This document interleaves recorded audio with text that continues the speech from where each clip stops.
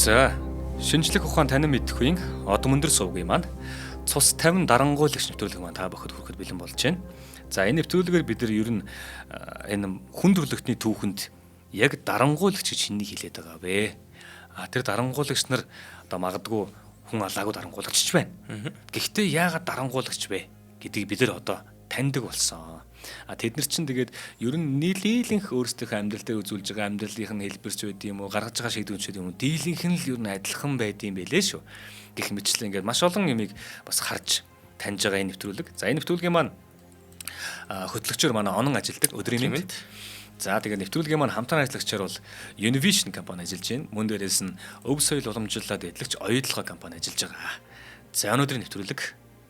За, өнөөдрийн нэвтрүүлэг хамгийн том авилагч Сухартоо гэдэг хүний талаар байгаа. За, юуны түрүүнд Сухартоо гэдэг хүний овог нь юу юм бэ гэж нэг судлаа үзэхээр Хажи Мухаммад Сухартоо гэдэг хүн гарч ирж байгаа. Гэхдээ энэ нь бол яг бодит нэр нь биш юм бэлээ. Индонезид зарим овгийн хүмүүс нь ингээд овгүй юм бэлээ. Тэгээд зүгээр л Сухартоо гэж нэрлэдэг. Овгүй байхгүй одоо тийм last name гэдэг юм бол ердөөсөө байдаг юм билээ. Тэгээд Хажи Мухаммад Сухартоо гэдэг нэр нь хаанаас гарч ирж ирсэн бэ гэхээр Хажи гэдэг нь бол цол байдаг.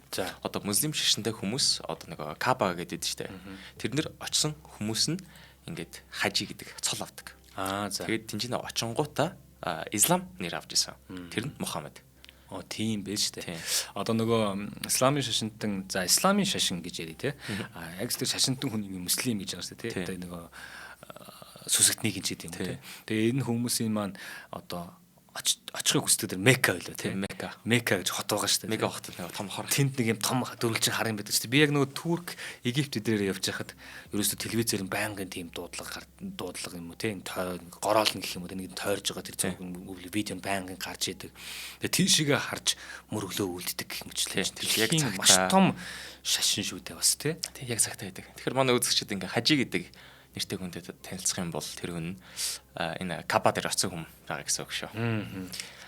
За, тэгээд Сухартогийн талаар ярихаас өмнө тэгээ. За, Сухартоо маань одоо саяхны танил шүү дээ. Саяхныхаа Индонезийн саяхны танил шүү дээ. Сухартын талаар ярихаас өмнө Индонез одоо яг ямар анх яаж улс болсон талаар эхлээд ярих хэрэгтэй. Индонез бол яг ингээд амар олон өөр арлууд байдаг байсан. Одоо монголоор хэлэх юм бол Альтриг гэж дууддаг юм байлаа. Тэгээд 17 дугаар зуунаас эхлээд Нидерландын улсын дэмжлэгтэй худалдааны Dutch East India гэдэг компани тэнцээ үйл ажиллагаа явуулдаг байсан. Одоо англичууд ч бас East India Company гэдэг нөгөө яг 8 хийдэг, бөөн амтлагч зөөдөг, цай зөөдөг тиймэрдэн компаниуд чинь ингээд колониудаа удирддаг байгаа гэсэн байгаа байхгүй юу? Тэгээд Dutch East India компани яг тэр улсаа удирдах байхдаа энэ олон омгуудыг нэгтгэж ягаад Индонез гэдэг улсыг анх нэг санаандгүй байдлаар үүсэн байгуулжсэн. Тэрнээс өмнөд нь бол энэ арлууд чинь бүгдээрээ бие биентэйг нэг хамааралгүй зүгээр л ингээ хид удирдахчтай тосгонд байгаа гэдэг гэсэн байгаа байхгүй юу? Маш олон арлуудаас бүтсэн улс шүү дээ тий. Тэгээд 1920-1930-ад онд бол яг ингээд манай өмнө Африкт иржсэн шиг колони үйл ажиллагаа ингээд зогсож исэн. Тэгээд улсууд ингээд колонио зогсоогоод тусгаар тохиносон улс болж исэн. Энд бол Индонез яг ингээд Нидерландын колониас гарах гэж маш их хичээжсэн. Тэгээд тэрэн дээр Сукарно тэгээд Мухаммад Хата гэдэг хоёр хүн бол яг энийг удирдаад явжсэн хоёр хүн байгаа. Манай үзэгч нь сая сонсохдоо Сукарно гэдэг хүн байгаа шүү. Их ойролцоо нэр тийм их ойролцоо. Сухартоо гэдэг нь бол өнөөдөр ярих гэж байгаа хүн. Сукарно гэдэг нь манай Индонезийн хамгийн анхны ерөнхийлөгч байгаа юм. Тэгэхээр энэ хоёр бол бие биентэйгээ нэг үеэл хамаатан бол биш. Зөвхөн маш төстэй нэртэй хоёр хүн байгаа учраас энэ нэвтрүүлэг дээр нэг жоохоо толгой эргэж магадгүй баг. За, тэгээд энэ хоёр ч юм ингээд Голландаас ингээд эрхчлөлөө авах гэж үзэж байж идэл дэлхийн 2 дугаар дан эхэлж исэн. За, тэгээд 1942 онд Японы эзэн гүрэн тэр хавийг эзэлж эхэлжсэн шүү дээ. Бид нөгөө Хидеки Тожиг ярьж байхдаа бүх арлуудыг эзэлж авч исэн. Тэгээд эднэр энэ Индонезийн арлуудыг эрх мэдэлтэй авч илаа. Эрх Dutch East India Company хөөж явуулаад. Тэгээд барууны колоничны эсрэг бол маш их хэр хөдөлж исэн энэ японочууд. Тэгээд Индонез энд нь маш ашигтай байсан байгаа учраас Индонезийн цэргүүдийг сургаж бэлтгэж өгч исэн. Тэгээд энэ үед бол нэг манай өнөөдөр ярих гэж байгаа Сухартоо цэрэг байжсан. залуу. Яагаад эдгээр дарангуулагч дандаа цэргээс эхлээд байна Дандаа цэргээс эхэлдэг байгаа байхгүй юу. Тэгээд 1945 оны 8 дугаар сарын 9-нд Америк нэгдсэн улс Японд Хиросима Нагасакид цөмийн зэвсэг унгаагаад тэгээ Япон дэлхийн 2 дугаар дайнаас бол гарсан штэ. Тэгээд энэний бараг 7 хоногийн дараа 8 дугаар сарын 17-нд Сукарног Индонезийн юг зарлаж ирсэн. Тусгаар технологиг зарлаж ирсэн өдөр байгаа даа. Тэгээд одоо 1000 арлаас бүтсэн Индонез гэдэг улс анх удаадаа нэг туугийн доор үүсгэн байгуулагдлаа. За тэгээд Сухартагийн ярихаас өмнө одоо Сухартагийн өмнө байсан ерөнхийлөгч Сукарно гэдэг хүн яг ямар хүн байсан бэ гэх юм бол тусгаар тогтносныхаа дараа олон хэдэн жил ерөнхийлөгч хийсэн. Нэг 10 жил ерөнхийлөгч хийж байхдаа амар асуудалтай байгаад байсан. Ягаад гэвэл нөгөө амар олон арлуудаас бүтэж байгаа бас тэгээд энэ үед чинь коммунист өрнө дорны нөлөө их орж ирж исэн. Бас шашингийн нөлөө амар их орж ирж исэн учраас ингээд удирдлагуудад ингээд дандаа солигддог байгаадсан байхгүй юу. Амар олон угсаатан нам ашиг сонирхол байгаад байсан учраас ингээд яг кабинетаа бол удирдахад амар хэцүү байгаад идэг гэсэн юм байлаа Сукарнод. Тэгээд Сукарно бол ингээд өөрөө амар дундыг баримтлах гэж оролддог хүн байгаад байсан. Энэ үед чинь Индонез яг 3 том бүлэг болсон байгаадсан. Яг улсынхаа төлөө Индонез гэсэн националист хүмүүс, нөгөөх нь коммунистууд, тэгээ нөгөөх нь муслим шашинтнууд байгаад байгаа юм. Ягаад энэ муслим шашин чинь ингээд нөгөө Африкаас гаралтай нэг шашин байгаад идэв штэ. Тэр яаж юу тэр Азийн хүнд очиж үү? Тэрийг манай нөгөө энд иржсэн. Бидний мэдхгүй дэлхий дээр Индонез улс ягаад хамгийн олон ислам шашинтай вэ гэдэг нэвтрэлэг байгаа. Тэгэхээр тэрийг манай үзэгчид бас үзэж болно. Гэхдээ богинохонд дурдах юм бол энтгэгээс хятадын хооронд зав явж байхдаа Индонезид зогсдог байсан юм байлаа. Тэгээд Индонези маш их муслим шашинтай хүмүүс нь тэнцэнэ шашингаа тараагаад тэгээд Индонез одоо дэлхийд 3 дахь хамгийн том муслим шашинтай улсуудын нэг. Хүү. Тий. За тэгээд Сукарно ингээ ерөнхийлөгч байж хахад 1957 оны 11 дугаар сарын 30-нд нэг сургуульд айлтж исэн. Тэгжсэн чинь дунд нь нэг гранат дэлбэрээд амийг нэгнөх гэж оролдоод тэгээ нэг 6 хүүхэд амнасаа алдчихсан. Сукарно бол эндээс өөрөө амьд гарч ирсэн. Тэгтээ юу гэж бодсон бэ гэх юм бол за энэ манай улс арай л олон ургалч байгаад байна тий. Тийм олон ургалч. Тий. Хитрхийн амирх олон эрх мэдэл сонирхол ашигын сонирхолтой хүмүүс байгаад байна. Тийм учраас би одоо энийг нэгтгэж аваад яг өөрийнхөө гартаа оруулахгүй бол замбраага алдлаа гэж хэлсэн. Тэгэд шууд үндсэн хуулийн ассамблеийг тараагаад тэгээд сөрөг хүчнийхээ талуудыг бол тараагаагүй. Тэгтээ бүгднийг нь өөрийнхөө үнэн хүмүүсээр оруулж эхэлчихсэн. Тэгэд өөрийгөө хувьсгалын эцэг гэж нэрлэж исэн. Яг ингээ партизаныг хамгаалж байгаа эв нэгдлийг сахин хамгаалагч гэдэг дүрийг үзүүлж байгаа байхгүй юу. Тэгээд Сукарно одоо манай үзэгчид нэг Африкийн дарангуулагч нартай жоохон төстэй санагдчих гэж магадгүй.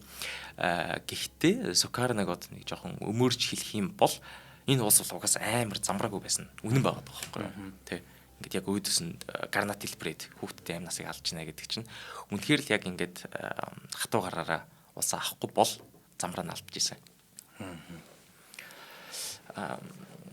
Тэгэд Сукарно уулын ингээд улсаа авч исэн ч гэсэн яг нэг зүйл дутагдчихсан гэх юм бол Индонез ч бас л ялгаагүй колониз гарч ирээд улс гэдэг зүйлийг бол мэдгүй байсан. Одоо Монголын түүхтэй харьцуулах юм бол олон 100 жил дэлхийг эзэлсэн хүмүүс бишээс болохоор яг улс гэж яаж юм байд юм бэ те арчил гэдэг юм юу байд юм бэ гэдгийг мэдгүй байсан учраас тэрийгээ бол яг сайн зөв илэрхийлж зөв улсаа авч явж чадаагүй. Тэгэд гадны тусламж ердөөсөө авахыг оролдоогүй. Одоо бид нар чинь нөгөө Бокаса Африк эдийн амын эднэрийг ярьж байгаа чинь тэд нар чинь нэг бол Францыг авчин, нэг бол коммунист, нэг бол Америкаас дандаа дэмжлэг авчдаг байсан бол Сукарно за ингээ гадаадын нөлөө оролцуулахгүйгээр ингээд ив нэгдэлтэй улсаа авч явъя гэж хичээдэг байсан. За тэгсэн ч одоо чадахгүйгээс болоод улсын инфляц 600%-аар өсөж эхэлж байсан. Тэг гадагшаага яг экспортоо гаргахтаа хаашаа гаргахаа мэдгүй. Өөрөө бол коммунизмын дэмждэг ч гэсэн хитрхи их нөлөөг нь улсдаа бол оруулахгүй байх гэж орлоод байгаа байхгүй юу. Тэгээд тэгж хичээж байгаа боловч ингээд улсаа хөгжүүлэх гэж ердөөсөө чадахгүй байсанс болоод амар их эсрэг талууд гарч ирж байсан. Цэргийнх нь голоос нь.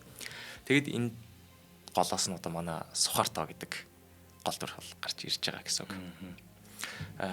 Сухарто цэргийн карьер нь 1950 онд бол эхэлж исэн. Тэгээ гэрлийн хурдаар маш их хурдан албанд шалгаж исэн. Тэгэд 1959 онд арми дотоодын шалгалтаар Сухарто контрабандын хэрэгт холбогдож байгаа байхгүй юу. Контрабандын хэрэг гэхээр одоо гайлаар нууц бараа оруулж ирж исэн гэсэн үг.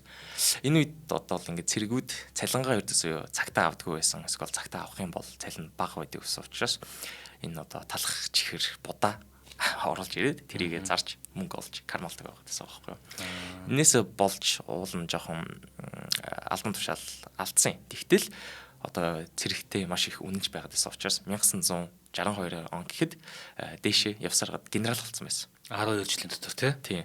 Тэгээд армийн стратегийн нөөцийн захирагч гэдэг албан тушаалд очсон байгаа байхгүй юу.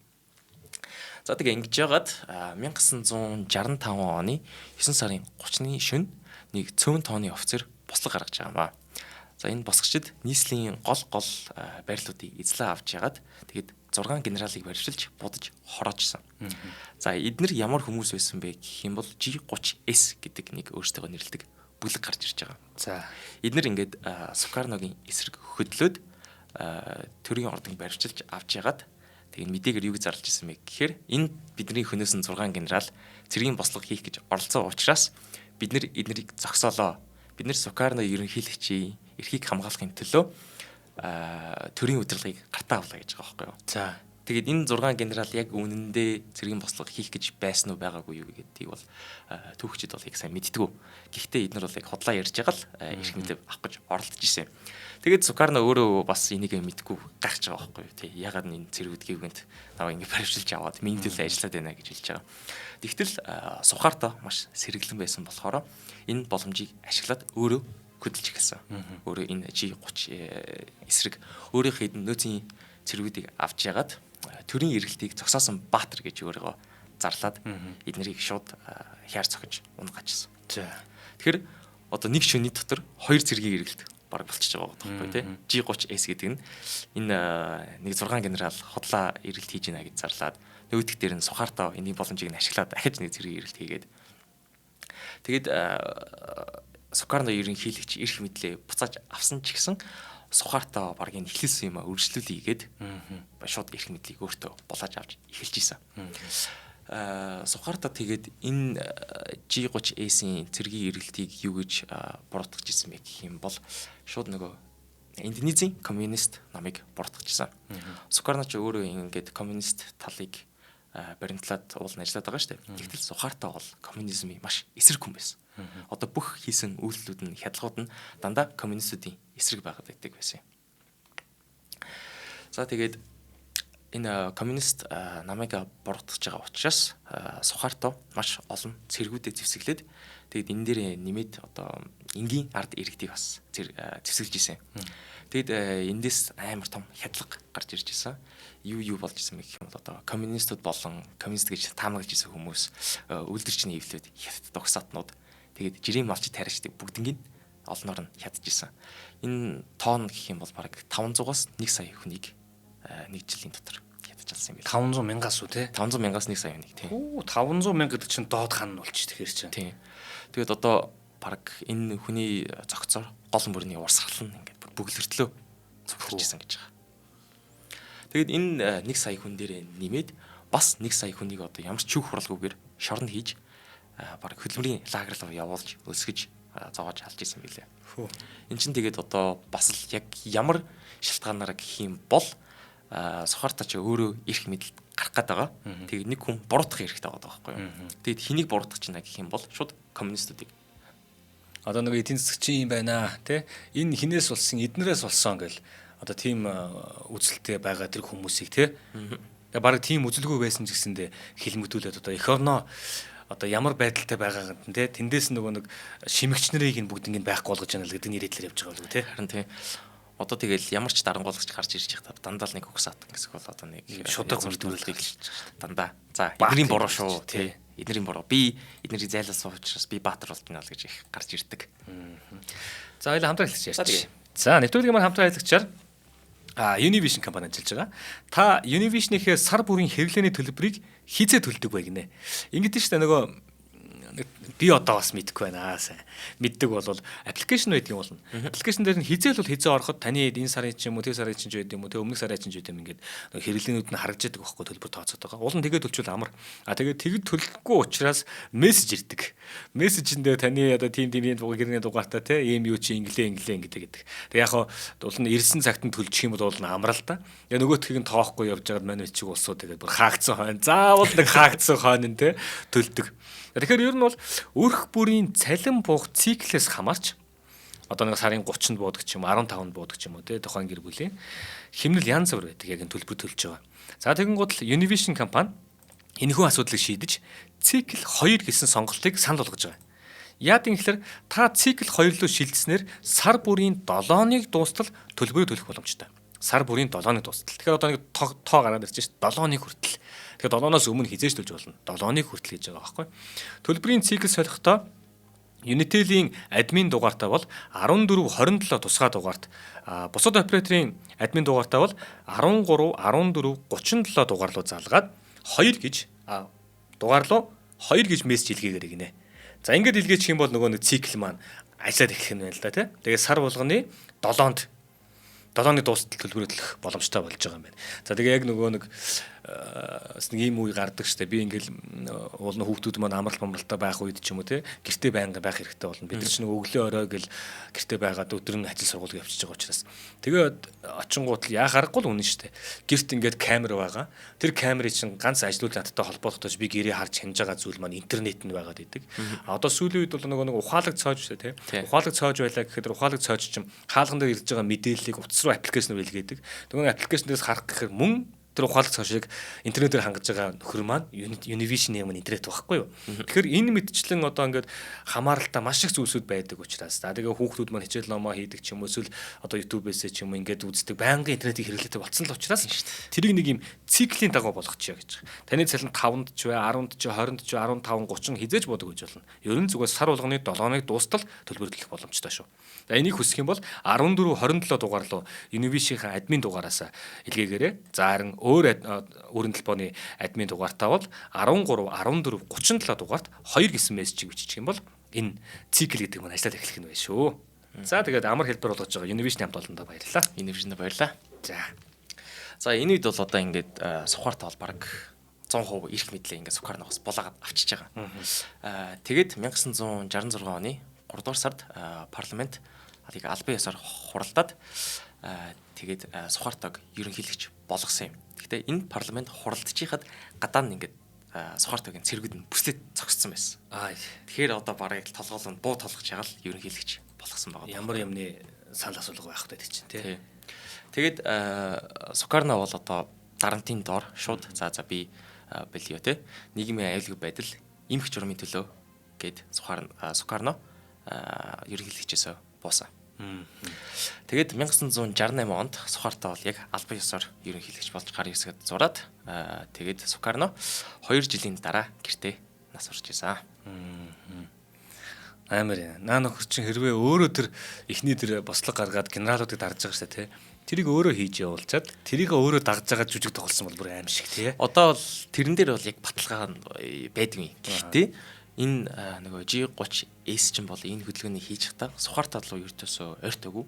Тийм учраас Сухаартайг нэг янзын хангалттай чухал биш байна гэж үзэжсэн. Эсвэл Сухаартай өөрөө энийг хийжсэн байгаа байхгүй. Тэгэхээр одоо эсрэг босч чадах ууц, эсэргүүцэл үзүүлж чадах ууц цэргийн нөлөө бүх эрх мэдэлтүүдийг ихлээр алдчихж байгаа шүү дээ. Тий. Тэнгүүтээ за энэ босгыг чинь коммунистд гаргасан гэд шууд коммунистлог дайраад эхэлчихэж байгаа. Тэгэхээр бүх юм нь ингээд Сухаартайг өөртөө ашигтайгаар болж хөрж байгаа. За тэгээд Сухаартайгийн доор Индонез ямар байсан бэ гэх юм бол ингээд нэг төр цэрэг хосолсон засаг гэж байгаадсэн. Ингээд төрийн бүх албан шатанд төрийн цэргийнхэн байгаад байдаг байсан байхгүй юу? Одоо яамны сайднар байна уу? Бүс нутгийн амбаран цагирч байна уу? Засаг дарга, хотын тосгоны даргууд шүү дээ. Бүгдээр цэргийнхэн, цэргийн албан тушаалтаа одоо генерал байна уу, цэрэг байна уу? Хамаагүй.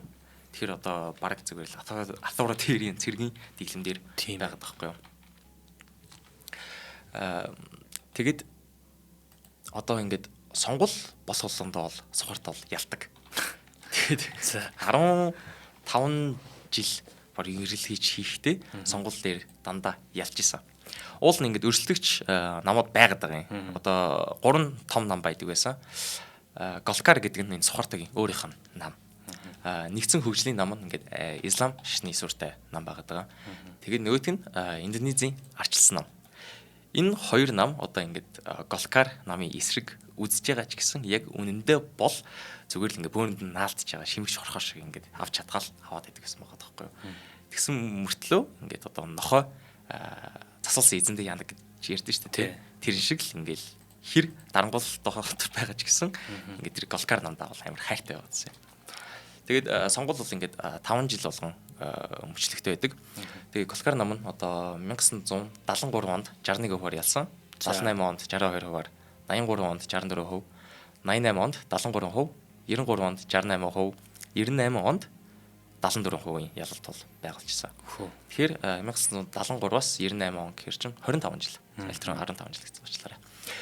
Энэ сонирхолтой тоон яагаад ингэж дурдж байна гэх юм бол одоо манай нөгөө Африк дарангуулагч нартай харьцуулахад 70%, 60% арай бодит тоо байгаа даа. Манайд ч бүр 100-аас 100%-аас 100%. 99% ялалт байгуулсан. Одоо Солонгост дарангууллын доор бараг 100% байдаг сонгуул бол тийм шиг байна. Хойцлонгосоо. Тий, хойцлонгос ямар ч өвчтэй хүн очоод сонгуул өгч. Гадаад дотоод явж ирсэн чи хамаагүй өгсөн л гэж тооцсон тий. Тэгэхээр бас ядаж энэ сонгуул дээр арай л нэг бодитоор санал авч байгаа нь одоо магтагч гэх юм уу одоо бусад дарангуулагчаас арай дээр гэх юм ч одоо юу гэсэн ч үгүй. Тэгэд Сухарт бол нөгөө амар олон коммунистуудыг алсныхаа дараа шууд коммунизмыг хуйлбас болгоцсон байгаа байхгүй юу. Тэгэд өөрийгөө ингээд коммунизмын эсрэг Индонезиг коммунизмаас аварсан баатар гэж амар мэдээгээр рекламддаг байсан. Тэгэд энэний эсрэг одоо үзэл бодолтой сургуулийн багш нар байна уу, оюутнууд байна уу? Тэдний бүгднийг одоо ингээл нэг бол хөөж явуулна, эсвэл ингээд чимээг болгочдөг байсан. Ялангуяа оюутнууд бол Сухартагийн эсрэг маш их хөдөлгөөнтэй байдаг байсан. Сукарно ерөнхийлөгч байхад ч бас амар хөдөлгөөнтэй байдаг байсан. Тэгээд Сухарта ингээд нэг оюутны хэргийг хянах шийдвэрлэх захиргаа гэж байгуулжсэн. Бүр тусна. Тийм, эдгээр одоо яадаг вэ гэх юм бол ингээд оюутны сонгуул болж гинөө, эсвэл одоо оюутны хэвлэл мэдээлэл тиймэрхүү юмдэр нь дундаас нь орж яваад зүгээр хэрэг тарих ажлууд хийгээд идэг гэсэн байна. Уул нь нийгмийн чинь хамгийн одоо тэр оюунтан гэдэг байгаа шүү дээ. Тийм. Ер нь дийлэнхтэй дэлхийн түүхүүдэд гарч байгаа бас энэ удирдагч нарыгаа ч юм уу төр засгийн буруутай үйл ажиллагааг хамгийн түрүүнд дуурж байгаа энэ залуу цуснууд чинь дандаа оюутан байдаг байхгүй. Тэр залуу цус. Тэгээд энэ хятадын тэр бослого байна те. Энэ тентхийн оюутнуудын бослого айгүйх голчж орж идэг Солонгосод ч гэсэндээ. Тэр оюутан чинь оюунтан байхгүй бол. Оюунтан. Тэрийг мэдээд байгаа байхгүй. Тэгээд эдэртээ чинь ер нь бол үзэлцээд идэг гэсэн. Харин тийм. Тэгэхээр бүр тэрний асуудлыг тэдгэрийн асуудлыг шийдэх тусдаа хороо байгуулад. Тийм, хороо байгуулаад голоос нь орж байгаа бол баг дотроос нь устгах гэж үзэж байгаа. Тэгэхээр оюутнууд ч одоо ингээл чагсаал хийхэд очил баримтчил чинь эсвэл бууд чинь шоронд оруулах чинь тийм. Хоёртнуудын амьдарч байгаа дотор байрлал нь бас орол хүмүүсийг нь цөг бөөгөл явуулчихдаг байгаа гэсэн юм. Тэгэд аль тэрүүний хэлжсэнээр дэлхийн түүхэнд дандаа л ингээл оюутнуудын бослого болж байгаа нь одоо түүхийнхаа зөв талд нь зогсож байгаа гэх юм уу. Одоо хятадд бас л оюутнуудын бослого болж исэн. Сая Монголд одоо залуучууд чинь нөгөө ерөнхий сайдын эсрэг жагслаа штэ. Тэр чинь бүгд л оюутнууд залуучууд байгаад байдаг. Одоо 1991 онд Монголд бас арчил авчирч байгаа хүмүүс чинь бас л оюутнууд байдаг учраас тий. Сая сүүлдийн Непалыг харалтаа. Харин тийм Непал бас хамгийн том оюутнуудын жагсаал боллоо шүү дээ. Ерөнхийлөгчөө хөөж явуулаад тэгээд онлайн дискордоор сонгуулаа хийсэн гэж байгаа шүү дээ. Тэгэхээр оюутнууд л дандаа ингээд дарангуулагч нарын эсрэг чагсдаг, зогсож чаддаг хүмүүс нь байгаа таахгүй юу. Тэгээд энэ Сухартаа бол энэ оюутнуудыг ердөөсөө дийлж байгаагүй. Одоо унаг унтланд ингээл энэ оюутнууд ингээд ядаргаа болж исэн байна.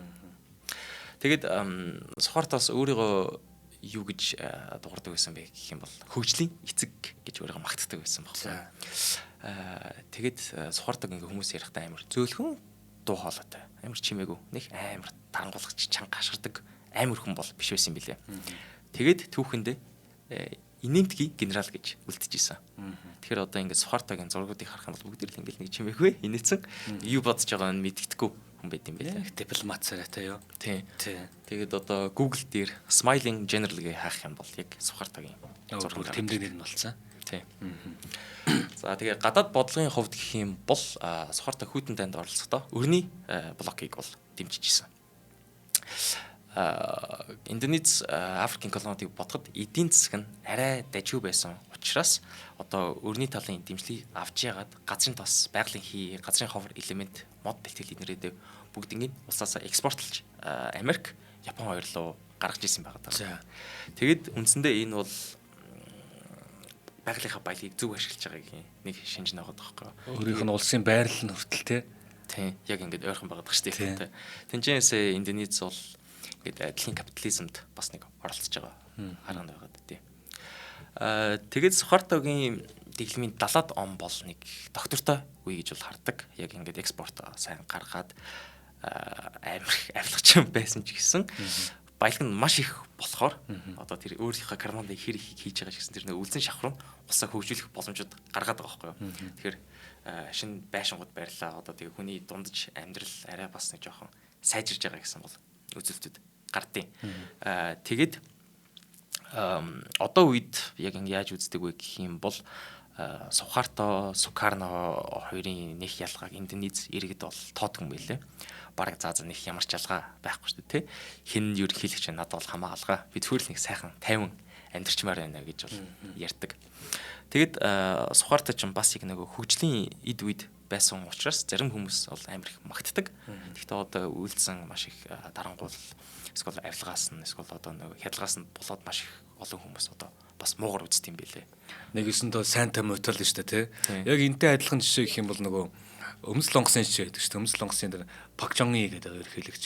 Бас л ялгаа байхгүй нөгөө нэг 2 дугаар анаас хойш Японы тий далд байж байгаа л ингээл гарч ирэл тэгэл цэргийн хүчээр тэгтээ бүр ингээд нөгөө хядах тий дарангуулах хэсгээ дарангуулад тэг нөгөө талдаа болохоор нөгөө нэг бүтээн байгуулах хэсэг бүтээн байгуулсан. Тэгин гол яг нөгөө нэг өмнөх үеийн буюу одоо ингээд 70 80 он ч гэдэг юм уу тэр өвний удирдлаганд удирж явах үеийнх нь ард иргэд болохоор өнөөдрийн энэ замыг чинь хэн тавьсан? Өнөөдрийн энэ компани чинь хэн босгосон? Өнөөдрийн энэ Солонгосын зах зээлийг чинь энэ юмыг хэн тавьж өгсөн суурийг ингээд өмгөөлдөг. А нөгөө талдаа болохоор одоо юм хардаг байсан залуучууд юу гэдэг вэ гэхээр наад хүн чинь те юм энэ ард түмнээ бодох биш зүгээр наад хүн чинь ингээл өөрийнхөө юуг бодоол ингэсэн л байж тээ цэргийн их мэдлэлтэн л байж тээ гэдэг ингээд яд. Яг энтэй адилхан ингээд бас ялгаа байхгүй Ахмад залуучуудаараа хуваагдж хагаад яг буруутай буруугүй гэдэг.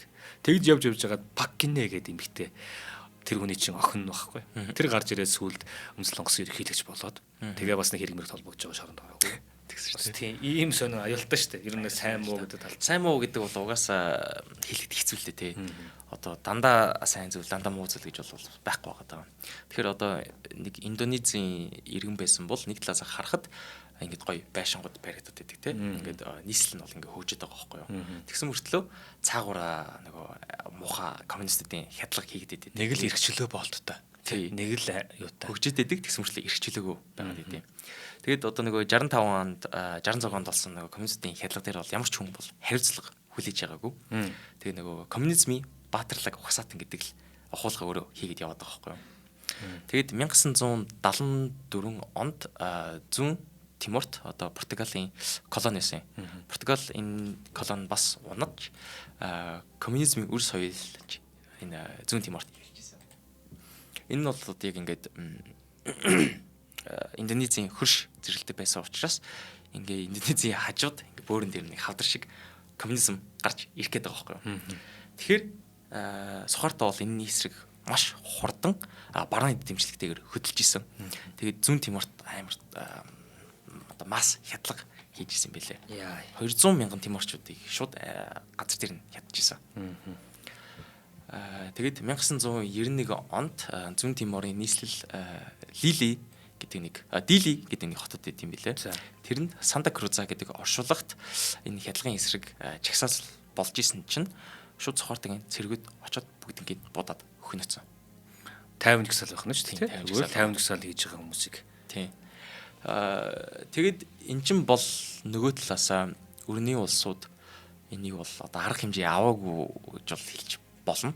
Яг гэвэл энэ үед чинь одоо нөгөө коммунизмын эсрэг байж л байвал за энэ яаж танигдах юм баг. Тий, энэ муухай дарангуул гэж юу гэж надад хамаалгаа. Тэ мөнгөний өгдгийг өгөөл авдгаа авч ивэл тэ. Одоо социалист л болчихгүй л бол тэ. Капитализм ингээл ийм байгаад байгаа шүү дээ. Капиталист коммунизм хоёрын хооронд ч. Тий.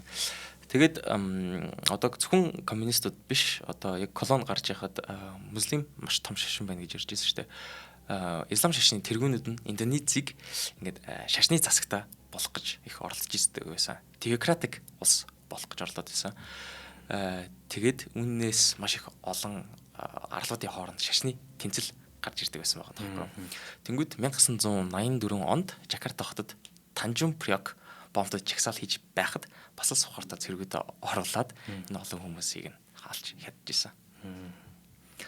Тэгээд энэ үед одоо нэг Пенем Бакам Mysterious гэдэг юм үйл ажиллагаа явуулдаг байсан байгаа байхгүй юу. Энэ одоо юу гэх юм бол нууцлаг аллагчууд аллагууд гэж нэртэйсэн.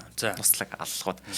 Одоо ингээд яг гимт хэрэг хийсэн гэсэн ямар ч баталгаа бол байхгүй хүмүүс байгаа даа. Зүгээр шижиглэжсэн хүмүүс байгаа байхгүй юу. Эднэрийг өдөржингөө ингэж мөшгөж жагаад оройн шууд мотоциклтэй хүмүүс очиж жагаад ботчдаг. Оо за. Тий. Энэ ямар юм үзүүлж байна гэх юм бол зүгээр нэг хүмүүстэй айц байх гэдэг байгаа байхгүй айцтай. За би ямар ч жижиг гимт хэрэг хийсэн шүүх хурал байхгүй, ямар ч нотлох баримт байхгүй ч гэсэн намайг нэг шинэ хурж ирээ буудаад хайчих магадгүй гэсэн айц төрдөг байсан. Тэгээд ер нь одоо сухарт бол энийг шок эмчилгээ гэж ярьдаг байсан юм билээ. Нийгмийн шок эмчилгээ. Айдсаар нь дамжуулж ном хуруулах гад үгэндээ оруулаад тий байнгын байлгах гэдэг шүү дээ тий. Тэгээ энэ ч одоо ямар хүмүүс ордог байсан бэ гэх юм бол зүгээр ингээд шивэстэй хүм зүгээр очиж бодолцдог. Оо за одоо шивэстэй байх нь баг гимт хэрэг болчихж байгаа байхгүй. Тийм байна. Бүр нэг гажиг болоо. Тэ энэ бүр. Тийм. За өдөр үзэл санаа ч гэдэм юм эсвэл тийм шин санаа, шин ургалж үзлийг олон нийтэд зарлаад ингээд агуулах гад ингээд байгаа хүмүүсийг бол ингэсэн бол бас тэр нөгөө дарангуулагчийн те эсрэг хийж байгаа үлдэх гэсэн. Одоо зүгээр хүн шивээс илгэж болохгүй байна. Тийм шивээстэй хүн байж болохгүй. Шивээстэй хүн болчихвол бодолчихж байгаа байхгүй. Өөрийнхөө лагерыг бүрдүүлээд ирсэн ачим бүр зүгээр те. Өөртөө таалагдсан юм хад гол байлгаад шүү дээ. За тэгээд энэ үед бол авилга маш өндөр байсан. Одоо манай нэвтрүүлгийн нэр чинь хамгийн том авилгач Сухарто гэдэг нэртэй байгаа шүү дээ. Энэ одоо юу гэдэг Transparency International гэж нэг байгууллага байдаг. Энэ байгууллагад 1998 онд судалгаа хийхэд Сухартын гэр бүлийн хөрөнгө нь 30 тэрбум Америк доллар байсан гэж. 1998 онд.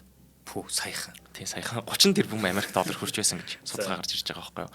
Тэгээд одоо Сухартын шүүмжлэгчд нь бол энэ Сухартыг Индонезийн авилгын загламаас эцэг гэж нэрлэдэг байгаа. Бид нар нэг өмнөх нэвтрүүлэг дээр Мобутигийн талаар ярьж байхдаа хөрөнгө нь улсын төсвөөсөө хэтэрсэн гэж ярьжсэн шүү дээ. Тэр Мобутигийн хөрөнгө нь 15 тэрбум байсан. Тэгтэл Сухарто бол 30 тэрбум байгаа гэсэн. Хөгжлийн эцэг тий тэр хүний хөрөнгө нь. Тий. Энэ хөрөнгөө яаж бүрдүүлсэн бэ гэх юм бол угаасаа л ингээд нэг улсын үйлдвэрүүдэд бүгд ингээд өөрийнхөө эрх мэдэлтэй авчаад өөрийнхөө танил талуудаа өгдөг. За. Одоо Индонезийн нэг маш чухал экспорт нь бол хоолны амтлагч. Бидний мэдгэх юм бол одоо перц, ванил, синамон гэдэг юмнууд бүгдийг экспортлоо байгаа байхгүй. Тий. Одоо Индонез чинь сүүлийн үед кофе бас орж ирж байгаа тий. Кофе гарч ирж байгаа. Тэгээд энийг бол шууд монополчлоод өөрийнхөө хүүд өгсөн. Тэгээд одоо босод бүх улсынхаа үйлдвэрүүдийг зам, барилга, модон бэлтгэл, анхны хувийн телевиз хүртэл одоо ингээд Сухартын бүгдээрийнх нь гэр бүлийнх нь компаниуд болж хөрж исэн. Тэгэл энийг гадагшаага экспортлоо, мөнгөний өөртөө кармаллаа. Тэгэд хөрөнгө нь бүр 30 тэрбум хүрчиж байгаа юм. Тэгэд яг түүхэнд үзэх юм бол баг түүхийн хамгийн том авилгачин гэж Сухарто нэр авт юм билээ. Амар юм а тий. За хоёлаа хамтран хэлж ярьчаа. Тэгээ өргөжтүүлье. Наад хэсэг чинь гэхдээ маш сонсох ёстой, мэдчих ёстой хэсэг байна угаасаа. За нэвтрүүлгийн маань хамтран ажиллагчаар Өв соёл уламжлалаа дэйдлэгч оюутлогоо компани ажиллаж байгаа. За оюутлогоо компани хамт олон маань ер нь бол уул уурхайн одоо үйл ажиллагаа тий уул уурхайн салбарт үйл ажиллагаа явуулахаас гадна боловсролын салбарт хөрөнгө оруулалт хийдэг. Энэ тухай би сая сүүлд манай зандаах би манайхан нөгөө нэг өмнө говийн хам богд руу очиж хам богд сумтай танилцсан. Тэгингээ бас оюутлогоод танилцсан байхгүй. Тэгээ яаж яхад л яажсан байхгүй. Оюутлогоо одоо оюутлогоогийн хэрэгжүүлж байгаа хэд хэдэн тийм тус тустай сангууд байдаг. Сан одоо жишээлбэл хурцсуур сан, говийн оюу хөгжлийн сан гэдэг ч юм уу тийм. Энэ сангууд нь тус тустай ингээд хүүхдүүдийг одоо боловсрохот нь, сурахт нь, эсвэл гадаадын сургууль руу явахт нь ч юм уу тийм. Сургалтын төлбөр дээр ингээд дэмжлэг үзүүлдэг. Энэ ингээд мэрэгжилтэн бэлтгээд боловсролыг дэмжиж байгаа хэлбэр байхгүй. Энэ нь бол одоо зөвхөн хамбогд сумдаа гэхэд чинь хичнээн хүүхдэд үлээ. Дандаа ингээд гадаад руу ингэж ийсэн. Дээрээс нь хамбогд сумын сургууль нь гэхэд чинь томьёо сургалтын одоо хөтөлбөрийг оруулж ирсэн байдаг ч үлээ суманда. Гэх мэтлэн боловсролоо бол маш олон үйл ажиллагаа хийдэг, хөрөнгө оруулалт хийдэг. Үүнийг бол би мэднэ. За 2010 оноос хойш дэлхийд өрсөлдөх ур чадвартай мэрэгжилтнүүдийг бэлтгэх зорилгоор 1130 гадаад дотоодын сургуулийн тэтгэлэг гардуулсан байна. Тэгэхээр 15 жилийн хугацаанд 1100. Тэгэхээр чин бараг л те. Оюутлага компани маань Монгол орны үндсийг болон бүрт эерэг нөлөөллийг бий болгож ажиллаж байгаа. Жишээ нь хариуцлагагүй уул уурхайн улмаас хөндөгдөж орхигдсон газруудад нөхөн сэргээлт хийх, ойн салбарыг чадварчуулах 100 сая мод хөтөлбөрийг хэрэгжүүлэн ажиллаж байгаа. Дээрээс нь Монгол орны усны нөөцийг хамгаалах тогтвортой хэрэглээг бий болгох зорилгоор усны хэрэглээний шилдэг шийдлийг тодруулах нэгэн шалгаруултыг оюутлага компаниас санаачлаад 2 дахь жилдээ одоо хэрэгжүүлж байгаа буюу зарлцсан байгаа. Тэгэхээр одоо нөгөө усыг бид нар мэддэг штэ. Нэг удаагийн хэрэглээ тэндээс гарч илээ саарл ус үлээ саарл усыг юунд ашиглаж болох вэ? Одоо манайхны хамгийн том жишээ гэх юм бол бид нар нөгөө дээвэр дээр лагер магер дээр ч юм уу цусланд ч юм уу те ерэн зүгээр байшин саунд байх юм бол те нөгөө борооны усыг ингээд зүг голдлоор нь явуулаад нэг газар нөөцлж чадах юм бол тэрүүгээр эргүүлээд зам талбайгаа угаадаг ч юм уу ногоохоо усалдаг штэ машин угаадаг ч юм уу те яг тэрнтэй адилхан бидний хамгийн ихний нөгөө зөв шийдэл маягийн юм байгаа байхгүй. Гэтэл одоо биднээс дахиад цаашдын дараагийн алхмуудыг хийхийг угаасаа байгаль их маань шаардж байгаа. Ус гэдэг чинь шавхагдчихгүй нөөц биш байхгүй юу? Байнгын шавхад. Гэтэл одоо бид нар Монгол орны газар нутгийн 21% нь байгаль нутгийн хамгаалалттай газар гэдэг үлээ. Тэгээд тэгэхэд чинь жил ирэх тусам 100-ны бараг 80% нь цөлжилтэнд идэвдэж байгаа. Суурин соёл иргэншил ихсхийн хэрээр хүмүүс суурин соёл иргэншлийг улам сонгохын хэрээр байгаль их цөл болон хувирж идэг. Тийм учраас энэ мод болон ус гэдэг рүү анхаарч явах хэрэгтэй гэдэг. Тэгээ мэдээж нэг улс оронд байгаа хамгийн том компаниуд нь те өөрсдөө нөлөөлөл хийгээд уршаа төрүүлж орж ирж байгаагийн хэлбэр нь оюутлах л доо. Тэгээд ер нь бол усны салбарын судлаачид усны хэрэглээндээ дэвшилтэд арга техник нэвтрүүлсэн байгууллага эсвэл хувь хүмүүс энэхүү шалгалтанд орж ирээч. Хамтдаа энэ усныхаа нөөцийг те усныхаа шилдэг одоо энэ дараагийн түвшнээ төр боловсруулалт байдаг юм ашиглалт байдаг юм уу энэ гой санаануудаа хэрэгжүүлж байгаа хэдүүлээ Монгол орондоо хэрэгжүүлье. Ийм л саналыг оюутлага компани тавьж байгаа гэсэн үг. За тэгээ үзэгчд маань хэрвээ сонирхсон хүмүүс байх юм бол те оюутлага компани албан ёсны цахим хуудаснаас мэдээлэл авч болох юм аа. Оюутлага гэсэн пэйж рүү шууд бичээрэй. Тэр хэвлэл мэдээллийн ажилтнууд нь бүгдээ таныг хараа сууж байгаа шүү. Танд ийм шийдэл байгаа бол танаа байгууллагт ийм шийдэл байгаа бол бид бүхэнтэйгээ хуваалцаач. Монголчуудтайгаа хуваалцаж л гэж байгаа. За тэгээд хүн дээр оюутлага компани нэмэлт хөрөнгө оруулалтыг хийгээд одоо хэрэгжүүлэх газар бүгд нь хэрэгжүүлье гэж байгаа байхгүй. За ингээд өв соёл уламжлалаад эдлэгч оюутлага компани хамт олондоо баярлалаа. Баярлалаа. За одоо сухар таачаа ингээд бүтэн гэр бүлэрээ бол ингээд баяжж байгаа тий. Тэгсэн мөртлөө улс нь бас хөгжиж байгаа байхгүй юу? Одоо өдөртөгч нь дэлхийн хамгийн том авилгач гэсэн ч гэсэн улс нь хөгжиж байгаа гэхээр энэ Индонез гэдэг улс ямар их сайхан баялагтай улс байна гэдэг бас үзэгдэж байгаа. Одоо дундаж Индонез иргэний амьдрал бол яг тоогоор бол сайжирч байгаа байхгүй юу. Гэхдээ яг энийг нарийн харж үзэх юм бол баян ядуугийн ялгаа бол их гарч ирж байгаа. Баян хүмүүс нь улам баян болоод идэг. Тэгсэн мөртлөө ядуу хүмүүсийн амьдрал нь ердөөсөө сайжирдаггүй. Гой өндөр байшингууд баригдаад идэг тий. Ингэж л байгаа гэсэн үг. Ингэж л байгаа гэсэн үг тий. Тэгээд өндөр байшингууд баригдаад идэг, зам тавигдаад идэг. Ер нь тэгсэн мөртлөө зөвхөн нийслэлтэл болж идэг. Энэ хөдөө орон нутагт байгаа малчид, тариалагчид эднэр одоо бүр ихний хэрэгцээг бол ердөөсөө хангаж чадахгүй улам ядуу болоод байгаа байхгүй юу. Тэгсэн мөртлөө тоон дээрээ дундаж хүний амьдрал сайжирж байна гэхээр хамгийн баячууд нь ингээд доотлынхаа тоогоо улам дээшлүүлээд байгаа байхгүй юу. Тийм байна. Тийм. Одоо нэг компани одоо 5 саяын цалинтай яг харсан чинь ихэнх хүмүүс 1 саяын цалинтай захирал нь 100 саяын цалинтай сууж байгаа. Нөгөө дундаж үзүүлэлт тэр айгүй сонинд тий ер нь. Тэгээд одоо энэ улсын тендерт зарлахдаа сухартаа яг өртгөөс нь хэд дахин дээгүр авчаад хамаатнууд гэр бүлийнхэндээ бол тендер өгчдөг. Ингэж авдаг байсан байгаа тоххой. За тэгээд сухартагийн уналт яг юунаас болж исэн бэ гэх юм бол 1990 онд энэ үе бол одоо сухартагийн яг эрх мэдлийн оргил үе гэж хэлж болж байгаа. Хөр сэргэлтэй байсан Таиланд улсад валютын ханшийг ингээд улсаасаа доктортой барьждаг байсан. Ердөөсөө дээшлэлдэггүй, доошлуулдаггүй. Тэгээд зөрүү үүсэх юм бол шууд сангийн яамнасаа мөнгө гаргаад өгчдөг. Энэ бол маш эрсдэлтэй шүү дээ. Ягаад гэвэл зүгээр валюта нэг үн дээр барингуудаа мөнгө хөвлөж нэ гэх юм бол өөрсдийнх нь валютын ханш нь буурж нэ гэсэн үг. Тий. Тэгэд 1997 онд Таиландын гадаадын валютын нөөц нь дуусчихсан. Тэгээд валютын ханшаа тогтмол ердөөсөө барьж чадахгүй болсноосоо болоод Таиланд улс ингээд баг бүхлээрээ мөнгөгүй болж байгаа. Одоо $1 2400 рупиа тэнцдэг байсан бол хэдхэн сарын дотор $1 16,000 рупиа болж ихсэж байгаа байхгүй юу? Одоо өөрсдийнх нь мөнгөний үнц нь бүр байхгүй болчихно. Байхгүй болчихж байгаа. Тийм ээ. Гиперинфляц гэж хэлж болно тий. Бүр 600%-аар нэмэгдэж байгаа. Одоо нэг янзаар тайлбарлах юм бол найзаасаа $10 зээлээд 35,000 төгрөг штэ. Тэрүүгээр одоо яа гэв 5 ил будаа авлаа тий. Тэгээ сарын дараа буцаага төлөх гэсэн чинь $10 чинь $245,000 тэнцчихэж байгаа байхгүй юу? Өөх мөнгө нь өөрчлөлтөөгүй ч гэсэн Тий. ханшны зөрүүнээс болоод ингээд нэмэгдэж байгаа. Тэгээ энэс болоод бол яг тэр хавьд байдаг бүх улсууд ингээд эдийн засгийн хямрал тулгарсан. Ягаад гэвэл гадаадаас орж ирж исэн бүх санхүүжилт нь гараад ивчиж байгаа. Хүмүүс чинь өөрсдийнхөө мөнгөийг банкнд хадгалахаа боллоо. Валюта доллар шууд болгоод өөртөө хадгалаад улсаасаа цухтаад эхэлчихэж байгаа байхгүй. Тэгээ энэ үед чинь сухартагийн нөгөө авилгаар барьж исэн цаасан одоо хөзрөн байшин гэдэг нь шууд нураад унчиж байгаа. Яг тэгвэл бүх хүмүүс нь одоо ажилгүй болж ийн үйлдвэрүүд нь хааж ийн валютын ханш нь буурсаасаа болоод гадагшаага экспортлж байгаа бараа нь одоо өмнөдөө тэнцэхгүй болчихж байгаа байхгүй юу. Тэгэд одоо бүр аргаа бариад олон улсын валютын сангаас тусламж гуйжилаа. За тэгээд олон улсын валютын сан бол хэд хэдэн багц арга хэмжээ тэгээд санхүүжилт санал болгож исэн. Гэхдээ энэ санхүүжилтийг авахын бол заавал хэд хэдэн реформ хийх ёстой байна. Тэр нэг хүүхдэд өгсөн экспортын монополи яваад байгаа шүү дээ. Хамтлагч нар энийгээ зогсоо, энэ авилгуудаа болиул гэж бол шаардлага тавьж байгаа байхгүй юу. Уул нь сухартаа яг ингээд ухаантай зэрэгтэй сайн хүн байсан бол энийгээ зогсоогоод улсаа сайжруулах боломж нь гарч ирж исэн. Гэтэ нөгөө талаасаа бас ингээд хитрхи олон жил ингэж явсаар хагаад энэ авилга эдгээр чинь бүгд ингээд бие бинтэйгээ уйлдсан. Одоо ингээд ердөөсөө салгаж чадахгүй сонирн болсон байгаа гэсэн юм. Уул нь сухартаа эхлээд олон улсын валютын санд за би тгийа гэд мөнгөний авчаад тэгээ шууд хэлсэн хамаанда хүрээгүй. Зүгээр л худлаа ирчихэж байгаа байхгүй.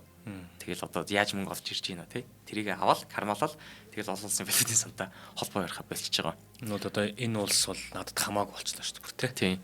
Тэнгүүд одоо нөгөө олон улс гадаадын платформ дээр харж байгаа хүмүүс чинь за энэ Индонез гэдэг улс ч одоо бүр найдваргүй болсон юм байна тий. Энд чи санхүүжилт хийх юм бол алга дэмжлэг хийх юм бол ердөөсөө алга болж байна гэж ирж исэн. Тэгээ энэ үед бол сухарта өөрөө 70 настай байсан. Нэг удаа харагдсан байсан. Тэгээд хүүхдүүдээсээ ганц ч хүн бол ингээд өв залгамжилж авах хүн бол бэлдээгүй. Энэ яагаад бэлдээгүй гэх юм бол одоо зарим төвчид юу гэж шаарддаг вэ гэвэл би их орныхоо төлөө чадах бүхнээ хийхин тулд дарангуйлагч болсон. Харин энэ дарангуйлал надаар дуусах ёстой гэд дараагийн хүн бол бэлдээгүй гэж ярьд юм байлээ. Энэ гэхдээ үнэн үү худлаа юу гэдэг бол мэдэхгүй. Удирдлагчтай хайртай хүмүүсийн зохиосон хэлбэр байж болох л. Харин тийм зүгээр л өөртөө тэгж худлаа ярьж исэн, иргэдэд худлаа ярьж исэн. Тэгэхгүй бол үнэхээр их орныхоо төлөө байсан бол ингэж их мөнгө идэхүү тэгэхгүй л байхгүй тий. Гаргаж байгаа тэр валютыг оруулж ирчихэд гаргаж байгаа шийдвэр мөртөл арай өөр байх гэсэн билүү. Харин тийм. Тэгэд аль төрний хэлжсэнээр нөгөө оюутнууд ингээл бослого жагсаалууд бол дандаа хийгээд байгаа шүү дээ. Тэгээд 1998 онд одоо сухартаа бол яг сонгуулаар ахад гүрийхээр шийдэж байгаа. Тэгээд ахаал сонгуулаа ялангуут нөгөө оюутнууд ч одоо бүр сүлд эдийн засаг нь амар муу болсныхаа дараа бүр ингээд нэг жохон арчлын бослогын цог улам том гал болоод дүрлэлж байгаа байхгүй юу. Тэгээд маш том жагсаал бослого хийжсэн чинь 98 оны 5 дугаар сарын 12-нд цагдаа нар Жакарта хотод болж исэн жагсаал руу буудаад 4 сайхан оюутнуудыг авч исэн. Яа. Иргэд рүүгээ гал нээн гэдэг л амар да. Энэ түүхийг бид нар бас амьдралаараа ч мэдэн шүү дээ, тий. Тэр 90 оны хувьсгал гэдэг 90 оны тэр зүйл дээр нэг ч буун дуу гараагүй Монголд арчлал ирсэн шүү дээ, тий. Тэгэхээр энэ сүлд л бас тэр талбай дээр болсон жагсаал дээрээс гал нээсэн шүү дээ. Ард түмэн рүү гал нээсэн. Одоо тэгээд энэ дөрвөн хүүхэд ч одоо оюутнууд гэж байгаа юм чи хүүхэд амнасаа алтан гот хүмүүс одоо шууд ингээд бослог гарч эхэлж байгаа байхгүй тийм нөгөө 50 жагсаал болж исэн чи бүр ингээд оршуулга нь ингээд улс даяараа тарж байгаа.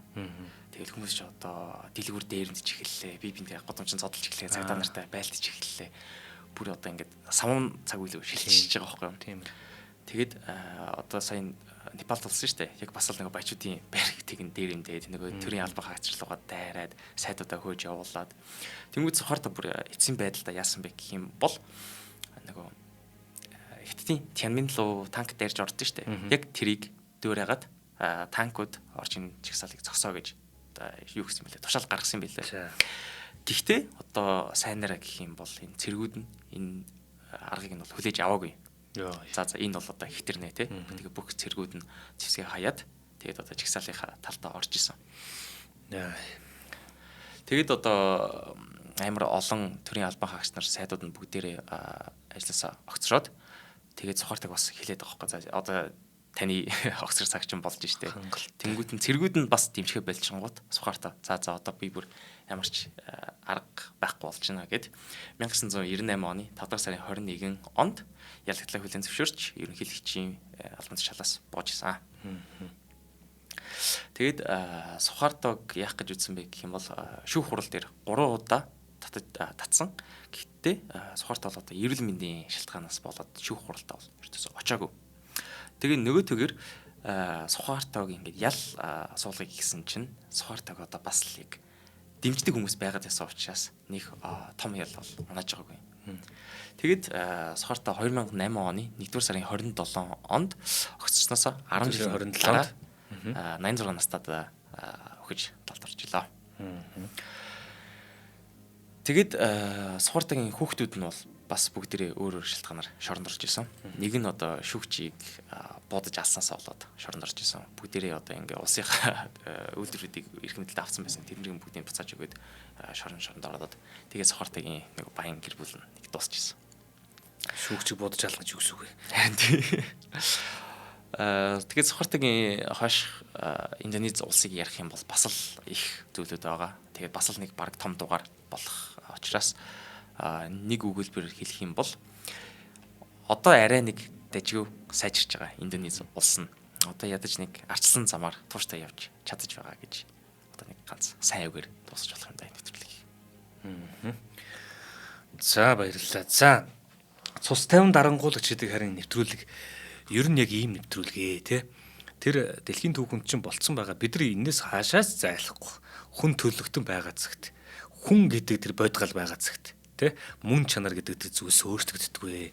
Тэгээд тэр хүний өөртөө баримталж байгаа тэр үзэл баримтлал тий тэрэндээ итгээд явсан ч гэсэндээ хэрвээ дуусгаа өрөх юм бол сухартаа дуусахтаа үнэхээр тэр одоо хөгжлийн эцэг гэдэг нэрийг зүгөөд үлдэж чадхаар л байсан шүү дээ. Гэтэл тэр эцсийн эцэд өөрийнх нь мөн чанар гарч ижил байгаа шүү дээ тий. Ямар амиа хийжсэн. Тэгвэл яг би энэ нэвтрүүлгийн төгсгөлтэй зүгээр нэг юм саяхан нэг юм гоё үг уулна сонссон нэг хүний ярьж байгаа сонссон байхгүй. Уулна одоо нөгөө нийтийн албан тушаалтан гэдэг шүү дээ. Нийтийн албан тушаалтан эсвэл төрийн албан хаагч гэж байгаа. Яг тэгэл эргэн тойронд төрийн албан хаагч нар одоо баяжаад байна гэж хүмүүс ярьж байлдаг те. Хахуул эдэр авдаг, авилгал авдаг, ингээд хүний ажил бүтээж өгдөг, мэдээлэлд ойрхон байдаг гэх мэтлээ. За энэ нэг талаараа яг одоо манад арчлал амтай байгааг нь хэлбэрлээ те. Хүмүүс үзэл бодлоо хэлж байгаа, хардах хэрэгтэй юу хэрэгтэй. Тэгээ үнэхээр тийм тохиолдолд бас гараад гэр орноос нь нэг мөө одоо жижиг газрын албаны дарганы гэрээслэхэд 7-8 тэрбум мөнгө олж гин гэл ингээд хүмүүс бухимддаг. Энэ үнэн. Гэхдээ зүгээр тэр сүүл тэр ухаантай хүний хэлж байгаагаар бол ингэж юм лээ. Энийг бол ард нийтч тэр төрийн албан хаагчд маань ч гэсэн сонсож байгаа бол олон нийтийн албан тушаалтан маань ч гэсэн сонсож байгаа бол уулын төрийн албан хаагч олон нийтийн одоо тушаалтан гэдэг маань биднийг бодох юм бол хүний төлөө тангараг өргөцсөн хүмүүс юм байл. Би ард түмнээ одоо энэ хорооныхоо тий би одоо эрүүл ахуйг нь би хариуцнаа гэж тангараг өргөөд тэнд ажиллаж байгаа. Хүний төлөө ажиллаж байгаа усуд байхгүй юу? Ингээ харах юм бол уул нь манай төрийн албан хаагч нар яг хүний төлөө тангараг өргөдөг. Манай энэ тагнуул цэрэг цагдаа, хууль шүүх, эмнэлэг юу гэдэг энэ бүх хүмүүс маань цэрэг цагдаа бүгдээрээ хүний төлөө ажиллана гэдэг ингэж тангараг өргөдөг хүмүүс. А бид нар бол жишээлбэл хувийн бизнес хийгээ явж байгаа. Одоо муухайгаар хэлэх юм бол амиа хийжсэн, хувиа хийжсэн хүмүүс байхгүй. Тэгээ миний эрх зөрчигдөн гудал би тэр бусдын төлөө ажиллана гэсэн хүнийг чи буруутай гэж бас буруутгаад идэх юм байна лээ. Зүгээр энэ зүйлийг хэдүүлээ ингээд харчих юм бол нэгдүгürt нийтийн албан тушаалтан төрийн албан хаагч ч бай, нөгөө талдаа хувийн одоо бизнестэй хуваараа юм эрхэлдэг хүмүүс ч бай. Ингээ харах юм бол бидний асуудал айгүй нэг юм зөөлөх нэг гоё шийдэгдэж магадгүй. Аль аль тал нь яг ойлгочих юм бол энийг хэрэгтэй гэж л бодсон шүү дээ. Харин тий одоо улс гэдэг зүйл чинь бүх хүнээс л бүрдэж байгаа шүү дээ. Одоо тосгон гэдэг зүйл чинь тосны иргэн байх хэвээр. Тэр чинь одоо би байна, таач байна, манай сонсогч нар бүгдээрээ л байна. Тийм учраас бүгдээрээ л нэг зүйлийн төлөө хүчийн төлөө явах хэрэгтэй зүйл байгаа байхгүй тий. Хитрхи за чиний буруу, миний буруу гэж бол хэлэх нь утгагүй байхгүй. За. Ингээд одоо бидний дэлхийн түүхэнд, хүн төрөлхтний түүхэнд байсан тэр дарангуулагч гэдэг зүйл яаж бүрддэг, дарангуулагч яаж гарч ирдэг, дарангуулагч гарч ирээд хийж байгаа үйлдэлүүд нь ямар байдаг, ямар хүн дарангуулагч болдог вэ гэх мэтлээ. Яг энэ болгоныг үнэхээр яг энэ 50 дугаар дээр бол өстой цус махандаа мэдэртэл үнэхээр яг мэдэрч байна. Тэдний гарч ирж байгаа төлөвлөлт ондоо ч гэсэндээ ерөнхий нэг юм нуруу байгаад идэг шүү. Хэд хэдэн дугаар үзэх юм бол ер нь анзаарч байна. За ингээд нэвтрүүлгийн маань өв соёл уламжлалт дэглэгч оюутлогоо компани болон за Univision компани хамт олон маань event тэтгэн ажиллалаа. За энэхүү нэвтрүүлгийг бид бүхэнд бэлтгэн хөргөж байдаг. Ондоо маш их баярлалаа. Дараагийн дугаараар уулзъя. За дараагийн дугаараар уулзъя. За.